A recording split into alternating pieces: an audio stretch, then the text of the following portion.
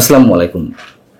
প্রিয় দর্শক, যেই বহুল প্রতীক্ষিত বৈঠকটি লন্ডনে প্রধান উপদেষ্টা ডক্টর মোহাম্মদ ইউনূস এবং বিএনপির শীর্ষ নেতৃত্ব তারেক রহমানের মধ্যে অনুষ্ঠিত হলো, সেই বৈঠক সম্পর্কে আমরা সবকিছু জানবো না।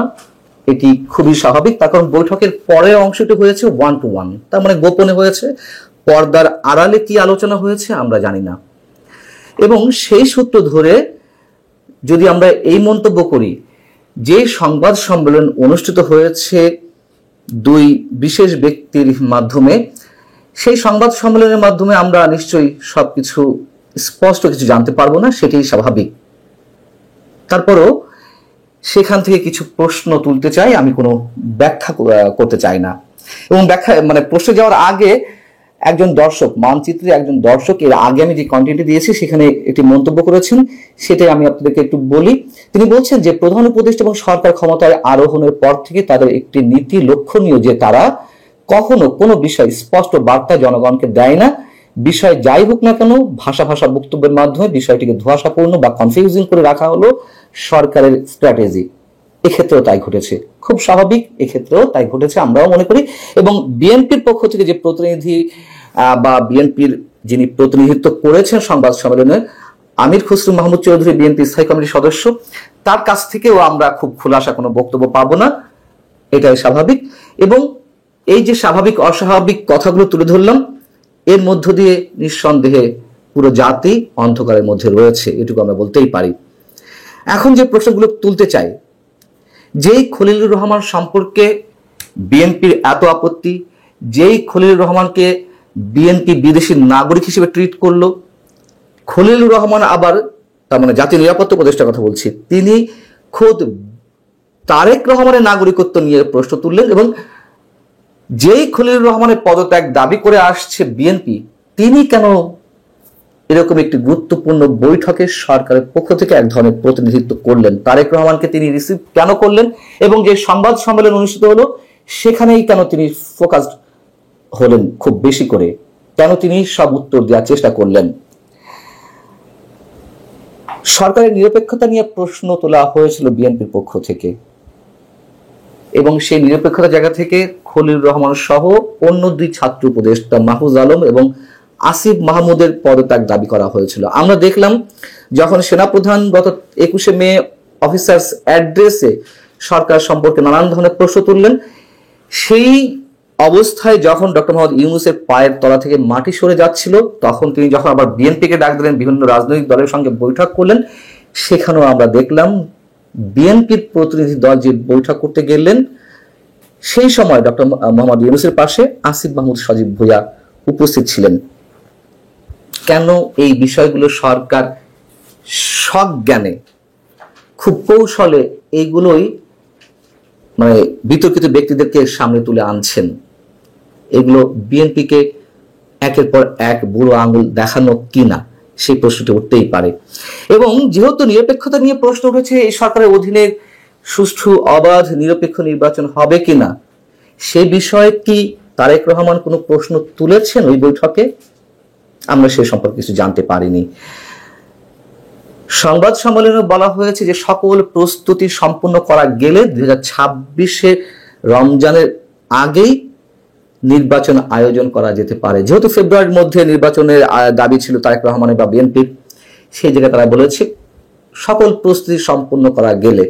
এর আগেও প্রশ্ন তুলেছে যে সকল প্রস্তুতি সম্পূর্ণ করা গেলে তার মানদণ্ডটা আসলে কি, কোন ধরনের প্রস্তুতি, এই ধরনের কোনো কিছু কি খোলাসা করা হয়েছে?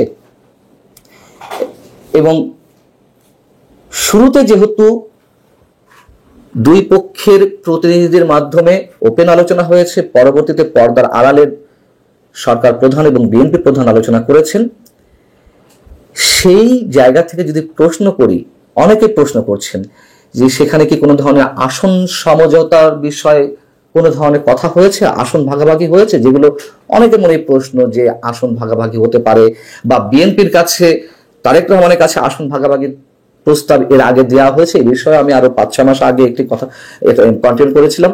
সেই বিষয়গুলো এখন সাম্প্রতিক সময় আলোচনা হচ্ছে, আমরা জানি না যেহেতু পর্দা আড়ালে আলোচনা হয়েছে সেখানে এইসব বিষয় উঠেছে কিনা। তারেক রহমান দেশে ফিরতে পারবেন কিনা বা তারেক রহমানের দেশে ফেরা নিয়ে আলোচনা হয়েছে কিনা। সংবাদ সম্মেলনে একজন সাংবাদিক এই প্রশ্ন করলে আমির খসরু মাহমুদ চৌধুরী যে উত্তরটি দিয়েছেন তা হচ্ছে, এই ব্যাপারে আলোচনা করার প্রয়োজন আছে বলে মনে করি না। তারেক রহমান সাহেব যখন ইচ্ছে দেশে ফিরতে পারবেন, এই সিদ্ধান্ত উনি নেবেন সময় মতো। যদি তারেক রহমানের দেশে ফিরে আসার ক্ষেত্রে কোনো ধরনের কোনো সমস্যা না থেকেই থাকে, তাহলে কেন তিনি ফিরছেন না দেশের এই সংকটময় মুহূর্তে? খুব সহজ প্রশ্ন। এবং একটি কথা আপনাদেরকে মনে করিয়ে দিই, যেই দিন এই ঐতিহাসিক, আমি ঐতিহাসিক বলছি, যে সংকটময় মুহূর্তে এই বৈঠকটি হলো, সেই বৈঠকের আগের দিন বৃহস্পতিবার স্বরাষ্ট্র উপদেষ্টা লেফটেন্যান্ট জেনারেল জাহাঙ্গীর আলম সাংবাদিকদের কাছে মন্তব্য করেছেন, তারেক রহমানের দেশে ফিরে আসার ক্ষেত্রে কোনো বাধা নেই। কেন এই ধরনের একটি বক্তব্য ঠিক এই বৈঠকের আগে দেওয়া হলো? তাহলে কি টোপ দেওয়া হয়েছে বিএনপিকে? সবচেয়ে আলোচিত যে বিষয়গুলো এখন, নির্বাচন, করিডোর, বন্দর, সেই করিডোর এবং বন্দর নিয়ে যে বিএনপির তীব্র বিরোধিতা, সে বিষয়ে কোনো প্রশ্ন তোলা হয়েছে ডক্টর মোহাম্মদ ইউনূসের সামনে তারেক রহমানের পক্ষ থেকে? সংবাদ সম্মেলনে কোনো সাংবাদিক এ বিষয়ে প্রশ্ন করেনি, খুব স্বাভাবিক, আমরা উত্তরটাও জানতে পারিনি। যেহেতু বিএনপি এই মুহূর্তে গণতান্ত্রিক একটি রাজনৈতিক দল হিসেবে মানুষের আস্থা ভরসার প্রতীক হয়ে উঠেছে, নিঃসন্দেহে এটুকু বলতে হয়, সেই জায়গা থেকে তারেক রহমানকে বা বিএনপিকে এই প্রশ্নগুলো উত্তর দিতেই হবে। তার কারণ ডক্টর মোহাম্মদ ইউনূস এর আগে একাধিকবার বলেছেন যে রাজনৈতিক দলগুলো তার অ্যাবসেন্সে, তার আড়ালে অনেকে অনেক কথা বলেন, কিন্তু তার সামনে গেলে কেউ তো সেভাবে তাকে এই ধরনের আক্রমণাত্মক প্রশ্ন করেন না। এটি ডক্টর মোহাম্মদ ইউনূসের নিজের মন্তব্য। সেই জায়গা থেকে আমাদের বক্তব্য বা প্রশ্ন, তারেক রহমান এই বিষয়ে কোনো কথা তুলেছেন কিনা। নির্বাচন কমিশন সম্পর্কে যেটি বলা হয়েছে, যে ডক্টর খলিলুর রহমান বলেছেন সরকারের পক্ষ থেকে যে নির্বাচনের রোডম্যাপ খুব শিগগির ঘোষণা করবে নির্বাচন কমিশন।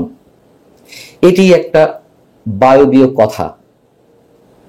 তার কারণ নির্বাচন কমিশনের সাধ্য নেই, ক্ষমতা নেই সরকারের নির্দেশের বাইরে গিয়ে কিছু করা, যেহেতু সরকারের পরামর্শক্রমেই সব করবে। আমরা জানি যে এটা খাতা কলমে লেখা যে নির্বাচন কমিশন স্বাধীন, আসলে স্বাধীন নয়। অতএব বলটি তুলে দেওয়া হয়েছে নির্বাচন কমিশনের কোর্টে।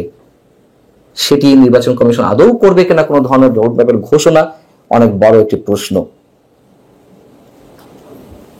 সব মিলিয়ে যে প্রশ্ন তিনটি খুবই গুরুত্বপূর্ণ, এরই মধ্যে বলেছি, আরো একবার বলি, যেহেতু পর্দার আড়ালে আলোচনা হয়েছে সরকার প্রধান এবং বিএনপি প্রধানের, সেক্ষেত্রে আসলেই কি কোনো ধরনের গোপন সমঝোতা তাদের মধ্যে হয়েছে, অথবা কোনো ধরনের সমঝোতা ছাড়াই কি বৈঠক শেষ হয়েছে? এবং যে সংবাদ সম্মেলনটি অনুষ্ঠিত হয়েছে সেটি স্রেফ আইওয়াশ কিনা, যেটি সংবাদ সম্মেলন করতে হয়, যৌথ বিবৃতি দিতে হয়, তাই দেওয়া, নাকি সরকার এবং বিএনপি যে অবস্থানে ছিল সেই অবস্থানে আছে, এবং জুলাই সনদ নিয়ে যেই বিষয়টি সবার মুখে মুখে ছিল, জুলাই সনদের বিষয়ে বিএনপিকে আশ্বস্ত বা বিএনপির সম্মতি আদায় করতেই ডক্টর মোহাম্মদ ইউনূসের লন্ডন ছুটে যাওয়া, সেই জুলাই সনদের বিষয়ে বিএনপি আদৌ কোনো সম্মতি দিয়েছে কিনা, এবং এই জুলাই সনদ ঘোষিত হলে বাংলাদেশে অনেক কিছুই 180 ডিগ্রি ইউটার্ন নেবে, অনেক ক্ষেত্রেই অনেক কিছু ওলটপালট হয়ে যাবে, এটি আমরা সবাই জানি। সেক্ষেত্রে বিএনপির অবস্থান কি আমরা জানি না, যদিও সংবাদ সম্মেলনে বলা হয়েছে যে সবার ঐক্যমত্যের ভিত্তিতে জুলাই সনদ ঘোষিত। আমন্ত্রণ জানাচ্ছি প্রিয় দর্শক, মানচিত্র নিয়মিত আয়োজন কথোপকথনে নিঃসন্দেহে আমরা আলোচনা করব পুরো জাতির যে বহুল প্রতীক্ষিত বিষয়টি ছিল বিএনপির শীর্ষ নেতা তারেক রহমান এবং প্রধান উপদেষ্টা ডক্টর মোহাম্মদ ইউনূসের মধ্যে লন্ডনে যে বৈঠকটি হলো সেই বিষয় নিয়ে, এবং যা কিছু হয়েছে আপনারা নিশ্চয়ই এর মধ্যে জেনেছেন। এর মধ্য দিয়ে আসলে জাতির আকাঙ্ক্ষা কতখানি পূর্ণ হলো, আসলে কি হতে যাচ্ছে, দুই পক্ষ আসলে কতটুকু সমঝোতায় পৌঁছেছে, সেই সব বিষয় নিয়ে আমরা কথা বলবো। এই বিষয়ে আলোচনার জন্য আমাদের সঙ্গে যুক্ত রয়েছেন জানিপপের প্রতিষ্ঠাতা chairman professor doctor Nazmul Hasan Kalimullah. Professor Nazmul Hasan Kalimullah, আপনাকে স্বাগত জানাচ্ছি। নিশ্চয়ই আর সবার মতন আপনিও ব্রিফিংটি লক্ষ্য করেছেন, দুই পক্ষের যে যৌথ বিবৃতি দেওয়া হলো সাংবাদিকদের সামনে লন্ডনে। আপনার মূল্যায়ন জানতে চাচ্ছি, আসলে ভিতরে কোনো রহস্য লুকিয়ে আছে কিনা। তার কারণ, তার কারণটা আমি বলবো না, আপনি বলুন যে কি মানে আপনার মতে কি হয়েছে। ধন্যবাদ। দেখুন, সমগ্র জাতি শুধু নয়, যারা প্রবাসী Bangladeshi all over the world, তাদের সবার নজর ছিল এই 9টা থেকে 11টা, এই 2 ঘন্টা পরে, লন্ডন টাইম অবশ্যই, কি ফলাফল ঘোষিত হয়। যেটি খেয়াল করলাম সেটি হচ্ছে আমাদের হাই রিপ্রেজেন্টেটিভ অনারেবল নিরাপত্তা উপদেষ্টা খলিল রহমান এর কথায় কিছুটা ফাঁক আছে। সেটি হচ্ছে নির্বাচন ও বিচার, সেটির অগ্রগতি কতটুকু হচ্ছে সেটা নির্ণয় করবে প্রিসাইজলি ডেটটা ফাইনালি কি দাঁড়াবে। এরা যথেষ্ট আপনার দুধে ব্যক্তি, এবং যদি একটু ফাঁক ফোকর না থাকে পরে তো আপনার নানান ভাবে ব্যাখ্যা করার সুযোগ নেই, কারণ you are committing to the nation, সেটা একটা বিষয় আছে। আর আরেকটা বিষয়, আপনার ইসরায়েল এবং ইরান এর যে যুদ্ধটা আজকে শুরু হলো, এই পুরো রিজিয়ন, আমাদের এশিয়ার কন্টিনেন্টকে কিন্তু তা প্রভাবিত করবে। এবং তার সঙ্গে নির্বাচন দিবস, নির্বাচনের রোডম্যাপ, একটা সম্পর্ক ভবিষ্যতে তৈরি হলেও হতে পারে। প্রফেসর সলিমুল্লাহ, আমার একটি প্রশ্ন ছিল যে যে যৌথ বিবৃতি ঘোষণা করা হলো সাংবাদিকদের সামনে, দুই পক্ষর যে আলোচনা, আপনার কি মনে হয় বিরাট একটি ফাঁক রয়েছে তার মধ্যে? তার কারণ বিশেষ রোজার করে আমার আগে কাছে মাননীয় নিরাপত্তা উপদেষ্টার কথাই কিন্তু মনে হয়েছে যে এর মধ্যে ফাঁক আছে। আপনার তার কারণ খুব মনোযোগের সঙ্গে ওয়ার্ড টু ওয়ার্ড আপনি যদি আপনার ডিসাইফার করার চেষ্টা করবেন, দেখবেন সংস্কার এবং বিচার নিয়ে একটু ফাঁক রেখে দিয়েছেন, যে পর্যাপ্ত অগ্রগতি, তারপর কি দাঁড়াচ্ছে ইত্যকার বিষয়গুলো। আর আপনার দুর্দৈবের যে বিষয়টা, সেটাও কিন্তু এখানে আহ মাথায় রাখা হয়নি। আমি এর মানদণ্ডটা কি? এটা কিভাবে বোঝা যাবে যে সকল প্রস্তুতি সম্পন্ন হয়েছে কিনা? এটা বলতে কি বোঝানো হয়েছে? রোজার আগে যদি সকল প্রস্তুতি বা যাবতীয় প্রস্তুতি সম্পন্ন হয় নির্বাচনে, তাহলে নির্বাচন অনুষ্ঠিত হবে।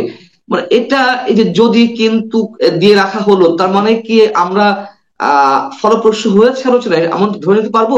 দেখুন, আমরা এপ্রিল ফুলের চক্রে পড়েছি জি। এখন। এপ্রিল থেকে সেটা এগিয়ে ফেব্রুয়ারিতে এসছে। আর আপনার 15ই ফেব্রুয়ারির নির্বাচন যজ্ঞের কথা তো ইতিহাসে আছে, আমরা তো ভুলে যাইনি। তো ফলে কি দাঁড়ায় পরিস্থিতিটা, যতক্ষণ পর্যন্ত নির্বাচন দিবস অতিক্রান্ত না হচ্ছে ততক্ষণ পর্যন্ত আমি বুকে হাত দিয়ে বলতে পারবো না নির্বাচন অনুষ্ঠিত হয়েছে। এই বিষয়টি যেমন দিবালোকের মতো সত্যি, তেমনি ভাবে আপনার এই যে ঘোষণাটি, যৌথ বিবৃতিটি হাজির করা হলো, সেটা আপনার আমাদেরকে নানান চিন্তার খোরাক জুগিয়েছে। নির্বাচনটি সবার কাছে গ্রহণযোগ্য হবে কিনা সেটি কিন্তু নির্ভর করবে আপনার কতটা, এটাকে প্লুরাল স্পেস বলছি, প্লুরাল স্পেস সর্বোচ্চ পরিমাণ সম্প্রসারণ করা গেলে, এবং একটি অবাধ, সুষ্ঠু, নিরপেক্ষ নির্বাচন, যদি স্মরণকালে সেরা নির্বাচন হবে বলে মাননীয় প্রধান উপদেষ্টা জাতির কাছে অঙ্গীকার ব্যক্ত করেছেন, তা বাস্তবে আপনার ইলেকশন ইঞ্জিনিয়ারিং ব্যতি রেখে কোন রকমের ইন্টারফারেন্স ছাড়া শেষ কি দাঁড়ায় সেটুকু আমাদের আসলে দেখবার জন্য অপেক্ষা করতে হবে। সেনাবাহিনীর পক্ষ থেকে মাননীয় সেনাপ্রধান তিনি কিন্তু পরিষ্কার বলেছেন, এএফপি কে সাক্ষাৎকার দিয়ে 18 মাস তারা পূর্ণ সহযোগিতা করবেন। সে 18 মাস ডিসেম্বরে শেষ হয়। এখন ডিসেম্বরের পরে 1লা জানুয়ারিতে তার যে কাট অফ ডে, তিনি বলেছেন নতুন সরকার দেখতে চান। তো সেই রকম একটি বিষয়টাও আমাদের কিন্তু ভুলে গেলে চলবে না। সেনা সশস্ত্র বাহিনীর যে সহযোগিতা, সেটি যদি গ্যারান্টিড না থাকে তখন ব্যাপারটা কি দাঁড়াবে? একা পুলিশের পক্ষে আমি নির্বাচন করা সম্ভব হবে? সেটা তো অবশ্যই একটা প্রশ্ন। আমরা ক্যামেরার সামনে দুই পক্ষকে যেমন যেমন দেখলাম, আপনাকে মনে হয় পর্দার আড়ালে আসলে আসলে অন্য কিছু ঘটেছে, তারা কিছু বলতে হয় তাই বলেছে? তার কারণ আমি আসলে মিলাতে পারছি না, হয়তো আমার বোধ বুদ্ধি কম, আমি মিলাতে পারছি না এর আউটকামটা কি। এই যে যে শব্দগুলো বলা হলো যে, আমি আবারও বলছি, যাবতীয় প্রস্তুতি সম্পন্ন হলে মানে আমরা কি ধরে নেব যে আসলে কোনো সমঝোতায় পৌঁছানো হয়নি, কিছু একটা বলা দরকার তাই বলা হয়েছে সাংবাদিকদের সামনে, বিষয়টি কি এরকম? দেখুন, আমাদের বাংলাদেশের সবচেয়ে বড় সক্রিয় বা ক্রিয়াশীল রাজনৈতিক দল বিএনপি, তাদেরই সমর্থক যারা ব্রিটেনে বসবাস করেন, প্রায় 1,000 লোক কিন্তু আপনার আগে থেকেই এই হোটেলের চারপাশে অবস্থান নিয়েছিলেন। দেখুন, এই যে ভদ্রসম্মত যে ঘোষণাটি আমরা পেলাম, যদি সেটি সম্ভবপর না হতো তাহলে পরিস্থিতি কেমন দাঁড়াতো? তো সেই জন্য আমি মনে করি যে আলোচনার কোনো বিকল্প নেই, এবং এটি গণতন্ত্র সম্মত একটি পথ বা পন্থা।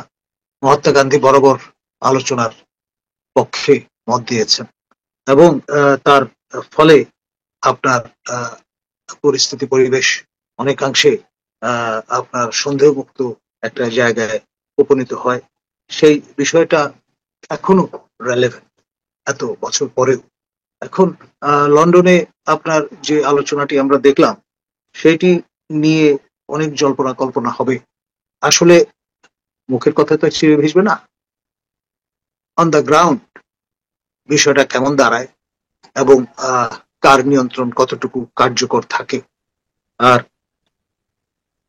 যেই পক্ষকে বাদ দিয়ে নির্বাচন আয়োজনের চুক্তি হিসাবে আপনার বিচার এবং অন্যান্য প্রসঙ্গগুলো সংস্কার ফোরফ্রন্টে উঠে এসছে, এই বিষয়গুলো শেষ অবধি কতটুকু পরিপূরণ করা যাবে, এবং এই পরিপূরণ করতে গিয়ে দেশ আপনার ঝঞ্ঝা বিক্ষুব্ধ হয়ে ওঠে কিনা। কারণ ধরুন, এখন আওয়ামী লীগ, জাতীয় পার্টি কিংবা আপনার 14 দলের লোকজন তারা শীতনিদ্রায় আছেন।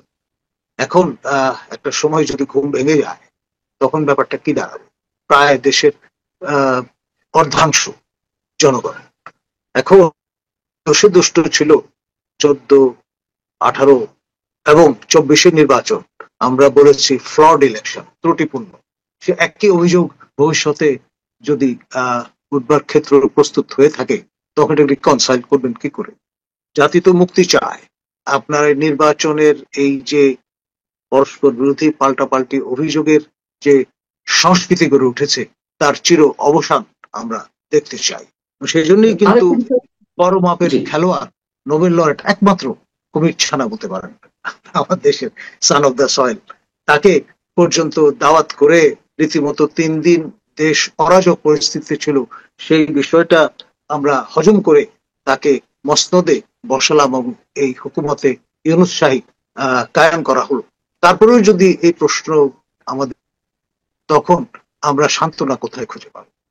না, সেই জায়গা থেকে আমার প্রশ্ন আরো একটি বেশ চোখে লাগার মতো বিষয়, যেই 3 উপদেষ্টার পদত্যাগ বিএনপি দাবি করছিল, পদত্যাগ দাবি করা 3 উপদেষ্টার মধ্যে ডক্টর খলিলুর রহমান ছিলেন। সেই খলিলুর রহমানই ওখানে বেশ লাইম লাইট থাকলেন। তিনি প্রতিনিধিত্ব করলেন সংবাদ সম্মেলনে, যৌথ ঘোষণা, যৌথ বিবৃতি ঘোষণা দিলেন। আহ আমরা এটিকে মানে কিভাবে ধরে নেব যে এটা কি আসলে সরকার ইচ্ছাকৃতভাবে মানে জাতীয় নিরাপত্তা উপদেষ্টা লন্ডনে সফরে যাওয়ার মতন কোনো কারণ ছিল না, এখানে নিরাপত্তা সংক্রান্ত বিষয় কোনো ছিলই না, যদিও ব্রিটেনের জাতীয় নিরাপত্তা উপদেষ্টার সঙ্গে প্রথম উপদেষ্টা বৈঠক করেছেন, কি কারণে করেছেন আমরা জানি না। যাই হোক, এখন বিষয় হচ্ছে তিনি লাইন লাইটে থাকলেন।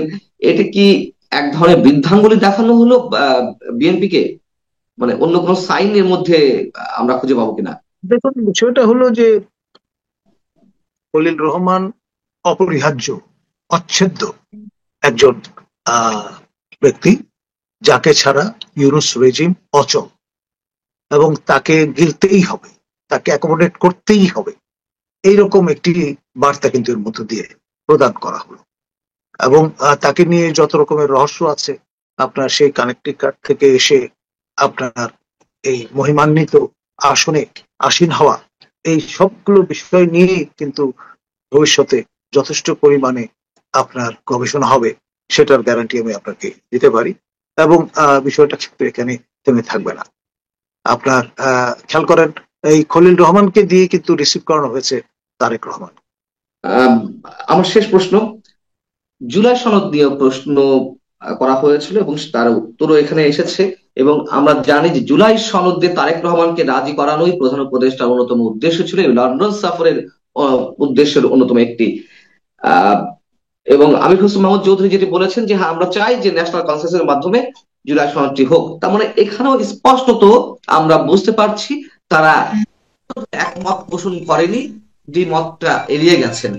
আর এই জুলাই সনদ দিয়ে আসলে সামনে কি হতে যাচ্ছে আপনার ফোরকাস্টিং?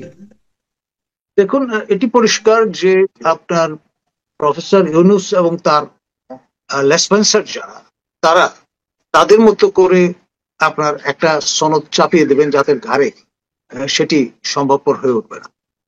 আপনার বিএনপি বাংলাদেশের সবচেয়ে বড় ক্রিয়াশীল রাজনৈতিক দল, তারা যতটুকু চাইবেন ততটুকুই আপনার হাজির করা সম্ভবপর হবে। যা চাইবেন না তা জোর করে জবরদস্তি করে জাতির ঘাড়ে চাপিয়ে দেওয়ার কোনো সুযোগ আর অবশিষ্ট থাকলো না। সুতরাং আপনার যা কিছু আমরা জাতীয় গণ্ডিতে ঠিক করলাম লন্ডনে বসে, লন্ডন কিন্তু খুব ঐতিহাসিক একটি জায়গা। আপনার নিশ্চয়ই মনে আছে ভারত স্বাধীন হওয়ার মানে উপমহাদেশ স্বাধীন হওয়ার আগে লন্ডনে গোল টেবিল বৈঠক হয়েছিল। সেখানে মহাত্মা গান্ধী তার প্রিয় ছাগলকে নিয়ে গিয়েছিলেন। আপনার এতটা আপনার ইন্টেন্স এবং আবেগঘন ছিল সেই ঐতিহাসিক মুহূর্তগুলো। তো ফলে আলটিমেটলি আধুনিক বাংলাদেশেও শেষ পর্যন্ত আমরা দেখলাম যে প্রফেসর ইউনূসকে পাবলিক এক্সচেকারের টাকা খরচ করে আপনার লন্ডনে যেতে হয়েছে। স্টামার মহোদয়ের সাক্ষাৎ হয়তো পাননি, স্পিকার মহোদয় পেয়েছেন, রাজার সঙ্গে কিন্তু আপনার মূল বিষয় যেটি সেটি হলো সফরের শেষ দিন কার্য তালিকায় তিনি রেখেছেন, অর্থাৎ 13 তারিখে সকাল 9টা থেকে 11টা তারেক রহমানের সঙ্গে বৈঠকের প্রসঙ্গটি। এখন ধরুন আমরা এই বিষয় নিয়ে নানান সময় কথাবার্তা বলেছি, আমি সেটি প্রফেসর ইউনূসের একনিষ্ঠ ভক্ত ইন এক্সাইল প্যারিসে বসে পিনাকি ভট্টাচার্য তিনি বয়ান হাজির করেন। এই বৈঠকের প্রাক্কালে তিনি আমাকে এবং আম জনতা পার্টির তারেককে আক্রমণ করে একটা স্ট্যাটাস হাজির করেছেন, বলবার চেষ্টা করেছেন আমরা বিএনপির ফেউ হয়ে কাজ করছি। আরে ভাই, আমরা তো জাতীয় স্বার্থে কথা বলি। আপনি যদি মনে করেন নিজে প্যারিসে থেকে জাতীয় স্বার্থে কথা বলছেন আপনার স্বেচ্ছা নির্বাসনে গিয়ে, তাহলে আমরা দেশে বসে কথা বলতে পারবো না কেন? আর আমের সিজনে আপনার তারেক যদি আমের ব্যবসা করে, এটা তো অবৈধ কোনো কাজ না। আপনি কিভাবে আয় রোজগার করছেন আপনার প্যারিসে বসে, সেটা তো আমরা জানি না, এবং তার মধ্যে স্বচ্ছতা নেই, এ কথাই আমি বলবো। কারণ আমি নিশ্চিত যে আপনি চিকিৎসক হয়েও সেখানে সেইভাবে সবাইকে বিলো দ্য বেল্ট গালিগালাজ করলে আপনি হয়তো যেটাকে সুখ যেটাকে বলে সেটা হয়তো লাভ করছেন, কিন্তু তাতে আমাদের ক্ষতিবৃদ্ধি কি হবে? আপনি এই যে এর আগেও টার্গেটেড ভাবে আপনার খেয়াল করেন উনি এবং ওনার মুরিদেরা, আপনি আমাদের সম্মানীয় অ্যাঙ্কর মঞ্জুরু পান্না এবং আমাদের প্রখ্যাত অ্যাঙ্কর মাসুদ কামাল এবং অধম কলিমুল্লাহ, আমাদের সবাইকে কিন্তু কটাক্ষ করে নানান কথাবার্তা বলবার চেষ্টা করেছেন। এটি ইন এ ওয়ে এক ধরনের প্রচার প্রসার তো ঘটছে, আপনি চান বা না চান, সেইটা থেকে আমরা কিন্তু এক ধরনের আমোদই লাভ করছি। তাদের মূল উদ্দেশ্যটা কি? যারা একেবারে আটলান্টিকের পাশে বসে নানান ধরনের ওহী নাজিল করছে জাতির উদ্দেশ্যে এবং সেখান থেকে এক ধরনের অস্থিরতা তৈরি হচ্ছে। এখন ধরুন প্রফেসর ইউনূসের এলাই বলতে পারেন, আপনার self style person in exile, এবং তিনি আপনার একজন শ্রেণীর ব্রাহ্মণ ভট্টাচার্য, এই উপাধি নিয়ে আবার মুসলিম কন্যার পানি গ্রহণ করে আপনার এই যে বয়ানগুলো দিচ্ছেন এবং সেগুলো অসংখ্য আচারনিষ্ঠ মুসলমান যারা তারা মনোযোগের সঙ্গে অনুধাবন করছেন, এই যে মহাবিষ্টতা তৈরি করতে সক্ষম হচ্ছেন, আমি বলবো যে এক ধরনের কারিশমা আছে, এতে কোনো সন্দেহ নেই। কিন্তু জাতি গঠনে এই ধরনের নেতিবাচক মনোভাব, কুশ্রিতা জনিত অপজনন ধর্মী যে ভাষা, আপনি উপহার দিচ্ছেন আমাদের তরুণ প্রজন্মের নাগরিকদের, তা কতটা পরিশীলিত করবে, উন্নত সংস্কৃতির ধারক বাহক হিসেবে তারা কতটুকু ভূমিকা পালন করতে পারবেন, সেগুলো নিয়েও কিন্তু অনেকের আপনার সন্দেহ আছে। অনেক ধন্যবাদ প্রফেসর নাজমুল হাসান কলিমুল্লাহ আমাদেরকে সময় দেওয়ার জন্য। দর্শক, শেষ করছি নিঃসন্দেহে এইটুকু আমাদের মনের মাঝে প্রশ্ন উকি দিচ্ছে যে আলোচনাটি, অর্থাৎ প্রধান উপদেষ্টা এবং তারেক রহমানের মধ্যে যে আলোচনা, সেটি আসলে কোনো সুষ্ঠু সমাধানে পৌঁছেছে কিনা তার ইঙ্গিত নানান ভাবে আমরা আহ তাদের যে যৌথ বিবৃতি সেখান থেকে যেমন পাই, ডক্টর নাজমুল হাসান কলিমুল্লাহ যে কথাগুলো বলার চেষ্টা করলেন তার থেকেও আমরা খানিকটা বুঝতে পারছি। ভালো থাকুন সবাই, আল্লাহ হাফেজ।